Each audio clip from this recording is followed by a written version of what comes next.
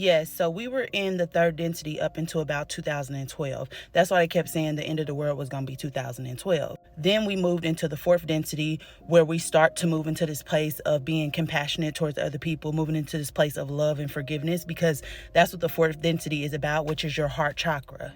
However, there's a transitional period between consciousness. So there's a period of time where people basically have to either rise to the fourth density vibration or kind of stay in this third density, third dimension. Now, this is what I talk about when I say in the third density, we have a choice. We are either going to polarize on the positive path or the negative path. The positive path is love to others, service to others, whereas the negative path is service to self. In order for beings to polarize on this negative path, they have to be 95% negative. So when you send them unconditional love from this positive path, which positive always overthrows negative, you are actually depolarizing them.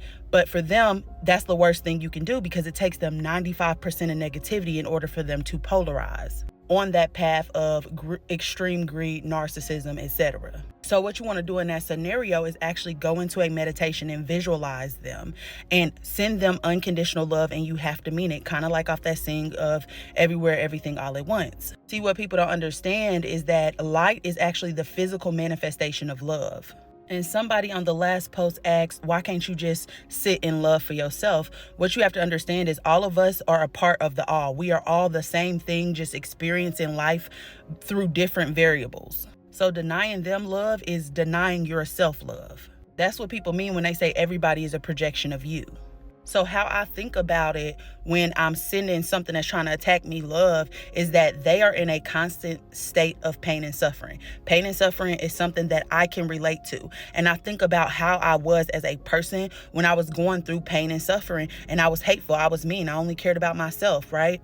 That is something I can relate to. And now I am a completely different person. I wouldn't want anybody to have sent me hate when I was in that state, because it wasn't that I was a bad person. It was that I was depressed. It was that I was sad. And we have a hard time seeing past our own consciousness. I didn't know love, so I couldn't give love. So when I think of it that way, I am able to mean it. And I tell y'all, I was getting spiritually attacked in my dream, because that was the only way that they could reach me. I jumped up, I went into meditation, I started sending genuine and pure love, and it literally sounded like a linebacker ran through my refrigerator, which is a stainless steel, which is portal. Anything that's reflective, like TVs, phones, mirrors, stainless steel, are portals. Now, another question that I got was, why would they be spiritually attacking us if we're trying to expand our consciousness? There's no short answer to this, but basically, when you expand your consciousness, you start to raise your vibration. When you raise your vibration, you get access to higher planes, and those are like the celestial planes, meaning that that's what we consider to be heaven, and those lower vibrational energies do not exist there. They feed off of us and live vicariously through us, so they cannot do what they need to do unless they have puppets. We are the fucking puppets. That's why it's important to raise your vibration, balance your chakras, align your mind, body, and soul, so that they do not have access to your energy, because they're literally just siphoning off your energy to use it for whatever they want to use it for. They're keeping you in this fear mentality so that you can be controlled. This is why science is a half truth, because they only teach us about the body, the material part of us. They don't teach us about our spirit or our mind, which are separate. We are mind, body, and soul. When you start to look into Hermeticism, you can actually look at all three, and that you could understand that everything exists across all three, and then you're able to manifest and magnetize things into your reality that actually align with you. They don't want you to be able to do that, so they try to keep you in a low vibration.